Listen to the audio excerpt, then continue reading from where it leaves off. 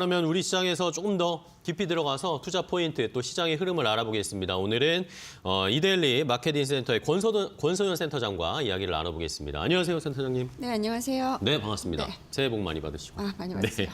자, 긴 연휴를 쉬고 돌아왔습니다. 연휴가 지나고 나니까 벌써 2월이 됐어요. 네, 시장이 시간이 네. 빠릅니다. 자, 그러면 이제 2월 근데 또 트럼프는 다가왔고 뭐 딥시크다, 뭐 전 세계적인 지정학적 리스크. 많아요. 우리나라 내부적인 정치 리스크 여러 가지 어려운 상황이 여전히 산적해 있는데 그런 상황에서 그러면 시장을 좀 그래도 움직일 수 있는 큰 자본들, 기관이나 이런 쪽의 움직임은 어떤지 알아보고 싶습니다. 최근에 좀 설문조사를 하셨다고요?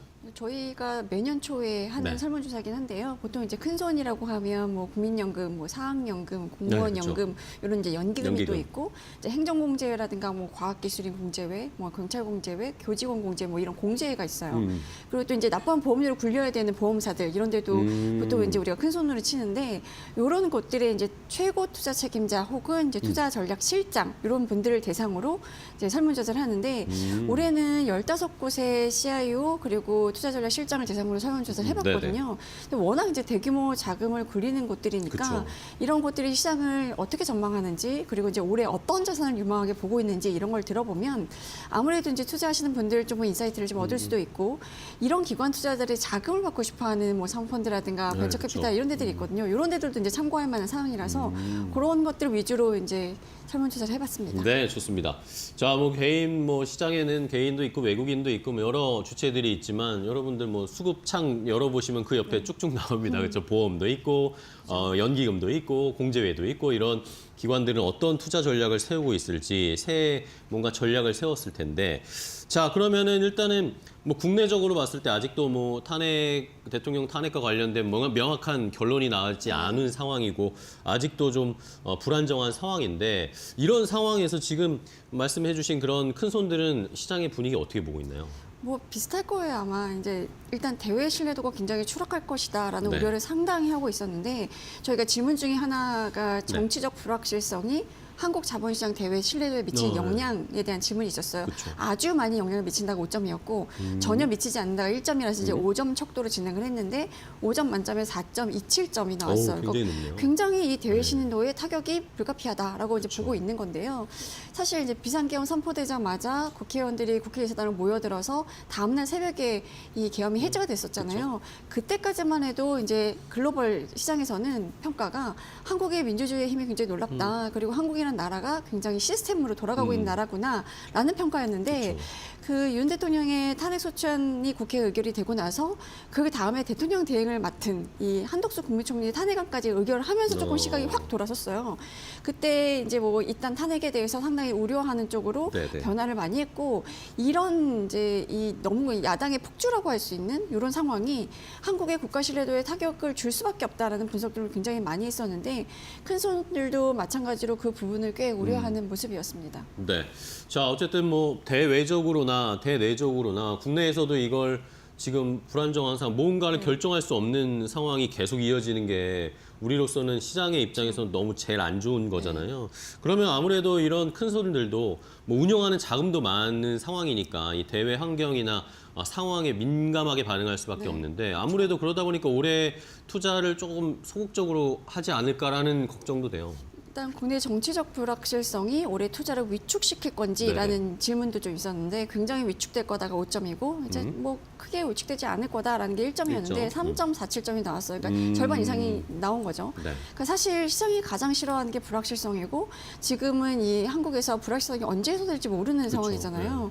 이게 탄핵이 결정이 되고 대선이 치러지면 불확실성이 해소되겠지 뭐 이런 이제 생각들을 다들 하는데 그 새 정부가 들어서고 나서도 이 새 정부의 정책 기조를 좀 봐야 돼요. 그러니까 이 정책 기조가 어떻게 결정이 될 것인지에 따라서 또 한 번의 불확실성이 생길 수 있고 그거에 따라서 올해 내내 시장의 변동성을 보일 수밖에 없다라고 보는 건데 사실 이제 연기금이랑 공제회 같은 데들은 계속 이제 돈이 들어오잖아요. 그러니까 국민연금도 우리가 매달 내는 돈이 있으니까 이걸 어떻게든 굴려야 돼요. 그래서 이 연기금이나 공제회 자체가 투자를 좀 위축하거나 좀 줄이거나 이럴 수는 없을 텐데 이분들이 보는 이제 투자가 위축될 거라는 거는 예를 들어 이제 해외 투자자들이 네. 국내 투자를 안 하거나 뭐 이런 부분에서 약간 좀 걱정하는 부분들이 좀 있더라고요. 그러니까 기업들 중에서도 그렇고 이제 국내 주식 투자 시장에서도 이제 외국인 투자자들이 네네. 이제 거래를 하고 있잖아요. 이런 외국인 투자자들의 뭐 국내 자산 매수라든가 이런 것들이 굉장히 위축될 수 있다라는 생각을 좀 하고 있습니다. 네. 어쨌든 이 불확실성이 뭔가 해결이 돼야 뭐 투자를 하는 방향을 잡곤 아니 말씀해 주신 것처럼 새 정부가 만약에 새 정부가 들어서게 되면 그거에 따른 정책에 따라서 또 투자를 하게 될 텐데 이게 또 만약에 혹시나 탄핵이 되게 되면 또 조기 대선을 해서 빠르게 진행을 하다 보면 이거에 대한 대비나 이런 준비도 쉽지가 않은 상황이기 때문에 아마 더 곤란한 상황인 것 같습니다. 자, 그렇다면은 그래도 이렇게 혼란스럽고 어려운 상황이지만 그래도 안정적으로 어느 정도의 투자나 운용은 할 거란 말입니다. 네. 그렇죠? 그러면 국내 큰 손들이 올해는 어디에 좀 집중을 하고 있던가요? 일단 15곳 중에 7곳이 올해 가장 유망한 투자처가 어디냐라고 물었을 때 해외 주식을 꼽았어요. 해외 주식이요. 그러니까 26% 정도인 건데 그 아, 해외 주식 네. 다음이 국내 주식과 해외 대투자가 각각 동률로 2위를 기록했고요. 그러니까 사실 국내 연기금은 해외 주식 투자 비중을 꾸준히 늘리는 추세예요. 그러니까 그렇죠. 국민연금만 봐도 국민연금이 이제 어느 시기에는 고갈일 텐데, 그러니까 국민연금에 들어온 돈보다 나간 돈이 더 많은 시점이 되면 갖고 있는 자산을 팔아야 되거든요. 그렇죠. 그렇기 때문에 국내에서 투자하는 비중이 크면 안 돼요. 그러면 국내 시장에 영향을 주니까 그래서 이제 절체절명인 거죠.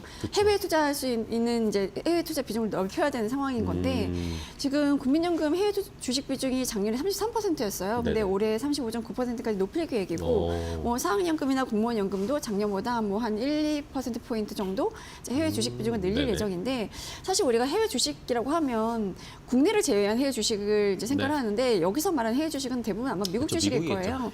그래서 작년에도 수익률을 비교를 해보면 S&P 지수가 27% 정도 올랐고 나스닥이 33% 올랐는데 네. 코스피 9% 하락했잖아요. 다 떨어졌죠, 저희. 코스닥은 더 떨어졌어요. 네. 23% 떨어져서 아유. 사실 이제 작년 한 해 성적표는 완전히 엇갈렸고 올해에도 이런 흐름이 이어질 것이라는 전망이 높은 게 뭐 사실 지금 상황에서는 미국 증시가 그동안에 너무 올랐으니까 좀 조정을 보일 것이다라는 의견도 일부 있고 네. 국내 증시가 너무 떨어졌으니까 좀 싼 맛에 살 수 있는 거 아니냐라는 안전하지 의견도 않을까. 있지만 기본적으로 양국의 경제 체력 차이가 너무 나는 상황이에요. 그렇습니다. 그러니까 올해 미국 경제 성장률 이제 전망치를 보면 한 대략 2.3%에서 2.7% 그 안팎이거든요. 근데 이것도 계속 이제 상향 조정되고 있는 네네. 추세예요. 근데 반대로 그러니까 국내 증시, 그러니까 국내 경제 성장률 같은 경우는 하향 추세인데 지금 이제 2%에도 못 미칠 거다라는 경제 전망들이 나오고. 성장률도 못 미칠 거다 뭐 그렇죠. 이런 이야기 나오고. 그러니까 얼마 전에 영국의 캐피탈 이코노믹스라는 데는 올해 한국 경제 성장률 전망치를 1.1%로 네. 그러니까 거의 1% 이제 하단까지 온 네네. 거잖아요. 그러니까 지금 보면 미국 경제는 거의 나홀로 호황인 느낌인데 일단 트럼프 행정부 출범하면서 이제 자국 우선주의 강화하는 뭐 일단 취임하자마자 행정 소명을 했잖아요. 네. 뭐 캐나다와 사인하느라 멕시코에 바쁩니다. 예, 25% 관세를 부과하겠다라고 이제 행정명에 사인하고 뭐 물론 이제 간밤에는 한 달 유예한다고 조금 이제 네네. 물러서긴 했지만 기본적으로 이제 아메리칸 퍼스트 정책이기 때문에 뭐 최근에 나오는 미국 고용 지표라든가 이런 것들 보면 어떻게 이런 고용 지표가 나올 수 있지 이럴 정도로 굉장히 미국 경제는 좀 뜨거운 상황이고 이 미국의 보호주의가 강화되면 될수록 네. 나머지 이제 이 다른 국가들의 경제 성장이 좀 낮을 수밖에 그쵸. 없는데 이게 우리나라가 수출 의존도가 높은 나라고 수출을 먹고 사는 나라이기 때문에 글로벌 경기가 전반적으로 둔화를 하면 그러면 결국은 이제 국내 성장률에도 이제 마이너스가 될 수밖에 없고 게다가 지금은 우리나라 고유의 요인 탄핵 정국이라는 네. 것 때문에 다들 소비자들이 지갑을 닫고 있는 분위기잖아요. 그러면 이제 내수도 안 좋은 상황이라서 국내 주식 투자 수익률은 그러니까 저가 매수 이외에 다른 요인을 찾기는 쉽지 않다라는 그쵸. 평가들을 하고 있습니다. 그렇습니다. 싸다는 것만 매력이 있는데 뭐 싼다고 다 올라가는 건 아니니까 뭐 성장성을 담보해야 하는데 뭐 트럼프가 지금 뭐 일단은 근처에 캐나다, 멕시코한테 관세 이야기하고 중국 이야기하고 유럽 이야기까지 나오는데 이게 차례차례 오지 않겠습니까? 우리나라까지도 올 텐데 그 전에 뭔가 우리도 대책이 필요한 상황입니다. 그래야 또 경제 성장률 자체도 또 타격을 덜 받을 테니까요.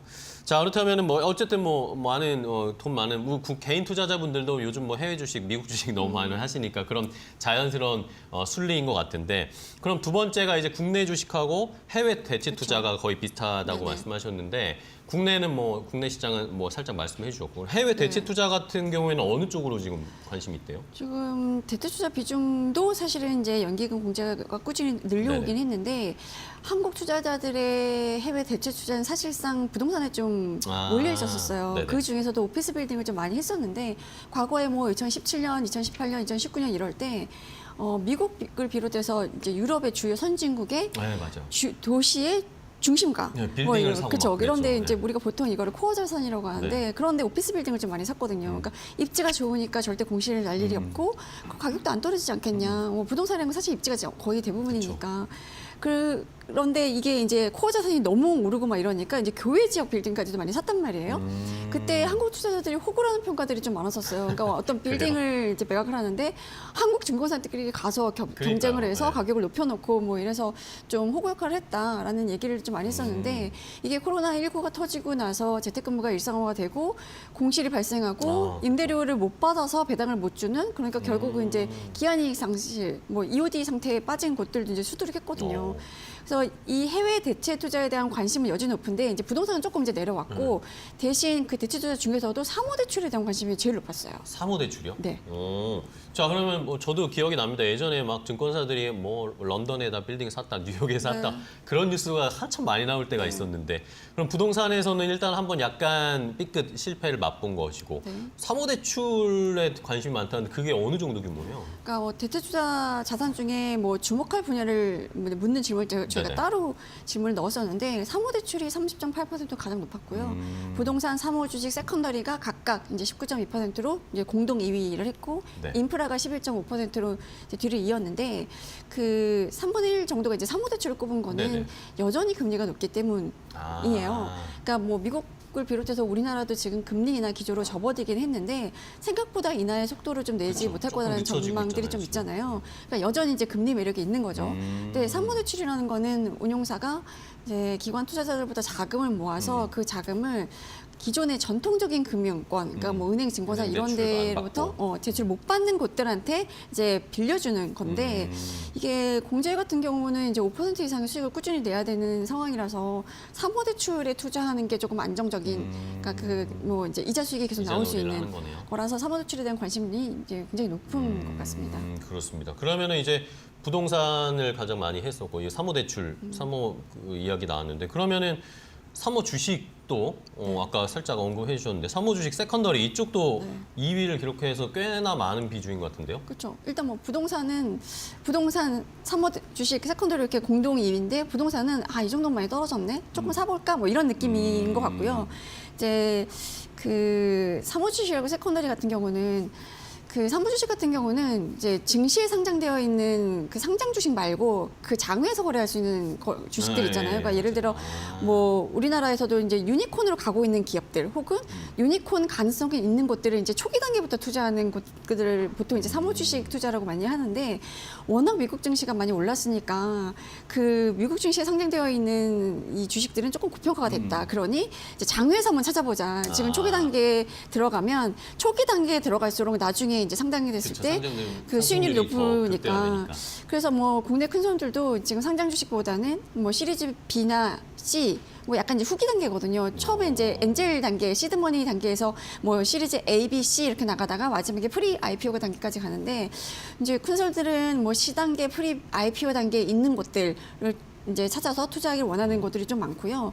세컨더리는 이제 사모펀드끼리 거래하는 거래를 말하는 건데 사모펀드들은 일단 뭐 어떤 기업을 하나 인수를 하면 펀드 만기가 있기 때문에 엑시트를 좀 고민을 해야 되거든요. 그쵸. 근데 인수를 해서 잘 이제 가꿔서 이제 내놓는 매물들 중에 대충 현금으로도 좋고 뭐 배당도 잘 나오고 알짜인 매물 그러면서 조금 더 밸류업의 여지가 있는 곳들 이런 데들 이제 사모펀드가 내놓으면 그러니까 펀드 만기 때문에 내놓으면 그런 거를 이제 사모펀드가 인수하는 그런 이제 세컨더리들에서 그런 데서 이제 기회가 있을 거라고 생각을 하는데 지금 이제 M&A 시장에서 보면 지난번에도 한번 말씀을 드렸는데 이제 기업들은 사실 이 M&A 주체에 조금 많이 빠져 있어요. 왜냐면 지금 구조조정 해야 되고 뭐 사업 재편 해야 되고 이래서 사는 쪽보다는 파는 쪽에 가깝거든요. 그러니까 지금 이제 전략적 투자자라고 하는 SI들은 좀 많이 빠져 있는 상태고 그러면 그 빈자리를 대부분은 FI라는 사모펀드들 그러니까 재무적 투자자들이 좀 메꿔야 되는데 그런 면에서 보면 이제 매물을 내놓는 쪽도 쪽도 사모펀드, 사는 쪽도 사모펀드면 이런 세컨더리 딜에서 굉장히 기회가 많을 거다라는 이제 얘기들을 좀 많이 하고 있죠.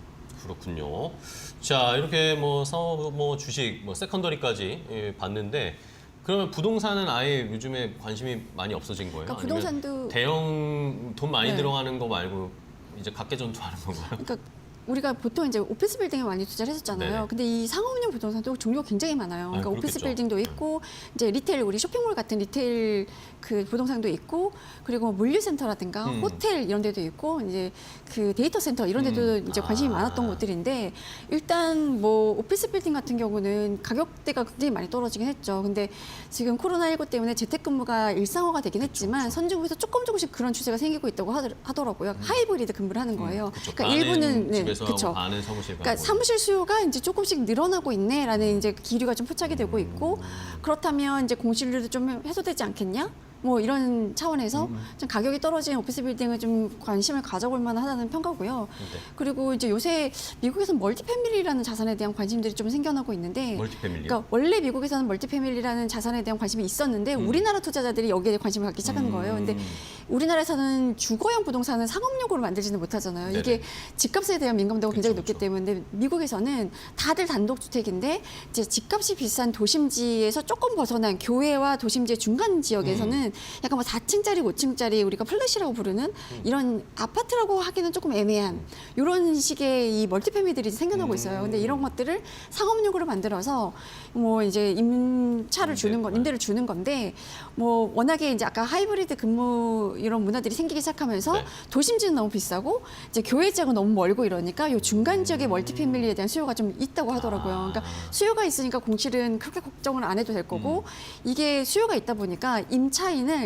골라서 받을 수 있다고 하더라고요. 네. 그러니까 이 사람들 신용이라든가 뭐 안정적으로 예를 들어 휴대폰 요금 잘 냈나? 뭐 이런 것들을 다 데이터를 봐서 임대료를 연체하지 않을 만한 임차인을 이제 골라서 받으니까 임대료 연체율 이런 것도 높지 않고 그러니까 이제 배당 이런 것들 따박따박 받을 수 있으니 이런 멀티패밀리 같은 데에 조금 관심을 갖는 분위기이기도 하고요. 인프라 같은 경우는 사실은 이제 부동산 영역이긴 한데 네. 크게 보면 여기는 이제 워낙에 투자 규모 단위가 크고 또 장기간 봐야 돼요. 그래서 여기는 조금 꺼리는 분위기인 것 같긴 합니다. 알겠습니다. 자, 어쨌든 뭐 미국이나 뭐 해외 쪽에서의 부동산 투자도 이제 조금 더 세분화되고 수익을 안정적으로 받을 수 있는 것들을 잘 찾고 있는 상황이네요. 자, 그러면 이제 우리나라로 와봐서 어쨌든 미국은 금리 인하의 속도를 약간 늦추고 있는 상황인데 뭐 트럼프가 뭐 계속 내리라고 압박할 것 같긴 한데 그렇죠. 우리나라의 상황도 봐야 되잖아요. 우리도 미국의 금리 상황에 따라서 우리도 움직일 수밖에 없고 뭐 지금 내수나 이런 것도 지금 굉장히 어려워서 한국은행 총재도 이거에 대해서 언급을 계속 하고 있는데 우리나라 금리 인하 속도나 전망 어떻게 보세요? 뭐 큰 손들한테 이 금리 그러니까 올해 말에 금리가 어느 정도 수준일 것 같냐라는 이제 질문을 던져봤는데 지금 한국은행 기준금리가 3.0%잖아요. 올해 최종 금리 수준으로 2.5%를 꼽은 분들이 57%였었어요. 그러니까 대부분이 이제 2.5% 정도 한 두 번 정도 더 그쵸. 내릴 것 같다. 그렇죠. 두 차례 금리를 인하할 것을 보는 건데 금리를 3번 인하해서 2.25%로 낮출 것이라는 전망이 13.3%. 그리고 이제 이렇게 금리 인하를 예상하고 있으니까 금리가 내려가면서 이제 유동성 효과를 좀 볼 수 있잖아요. 그러니까 금리 인하에 따른 이제 자산을 그러니까 수혜를 입을 수 있는 자산을 좀 선별적으로 보겠다. 뭐 그게 아마 공모주식이라든가 사모주식 이런 부분이 좀 될 텐데 이런 이제 얘기들이 좀 나오고 있습니다. 네. 자, 그리고 또 중요한 게 요즘에 환율이니까 이 트럼프 어제 같은 경우에도 저도 환율 보고 깜짝 놀랐는데 1,470원대까지 어제 막 네, 올라갔다가 그렇죠. 조금 네. 내려왔긴 했는데 오늘은 뭐 다행히 조금 더 내려와서 1,459원 뭐 이 정도네요. 환율도 어떻게 보고 있는지 그 투자자 그 CIO나 이런 분들의 시각도 궁금합니다. 오늘 보니까 뭐 상승 하락을 좀 왔다 갔다 하긴 왔다 갔다 했더라고요. 해요. 좀 초반에. 풀어버려요.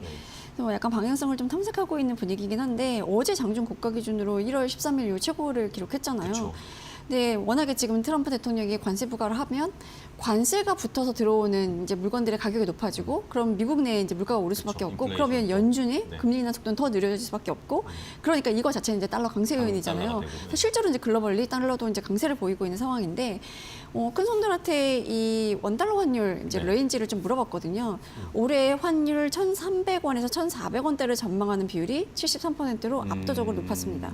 그리고 나머지 27%는 1,500원대로 상승한 후에 박스권을 이어갈 것이다라고 전망을 했는데 1,300원 밑이나 1,600원 이상을 보는 곳은 없었어요. 0%네요. 그렇죠. 근데 이게 사실 글로벌 강달러 압력이 좀 낮아진다고 해도 워낙에 국내 그러게요. 정치 상황이 불확실하기 때문에 원화 약세는 계속 이어질 수밖에 없겠냐라는 거고 이 큰 손들은 어쨌든 간에 환율 변동성이 조금 유연하게 대응하면서 전략을 짜겠다라는 답을 이제 절반 이상이 했고 국내 시장 중심으로 투자 자료를 가져가겠다라는 답도 좀 일부 있었고요. 환해지를 강화하겠다라는 이제 답도 한 뭐 2위 정도를 했는데 일단 환해지를 하게 되면 이제 환해지 비용이 들어가기 때문에 그렇죠. 이런 부분도 이제 쉽게 결정할 수 있는 부분은 아닌데 어쨌든 환율이 이렇게 변동성을 크게 보인다고 하면 변동성 자체가 악재이기 때문에 환해지를 해서 좀 고정하는 효과 이런 것들이 일부 노릴 수는 있을 것 같습니다. 네, 좋습니다. 자, 이렇게 오늘 건설센터장과 이야기를 나눠봤는데 뭐 우리나라의 어쨌든 기관들 중에 그 시장을 또 움직일 수 있는 큰 손들 어디에 투자를 하는지를 보면서 저희도 힌트를 얻을 수 있으니까요. 근데 뭐 어쨌든 국내 상황이 녹록치 않으니까 해외 쪽에 또 투자에 많은 관심을 좀 보이고 있는 것으로 큰 추세는 저희도 확인할 수 있었습니다. 자, 오늘 건설센터장과 자세하게 뭐 설문조사한 이야기를 나눠봤는데요. 오늘 또 좋은 인사이트 주셔서 감사하고요. 다음 시간에 또 뵙도록 하겠습니다. 오늘 고생 많으셨습니다. 네, 감사합니다. 고맙습니다.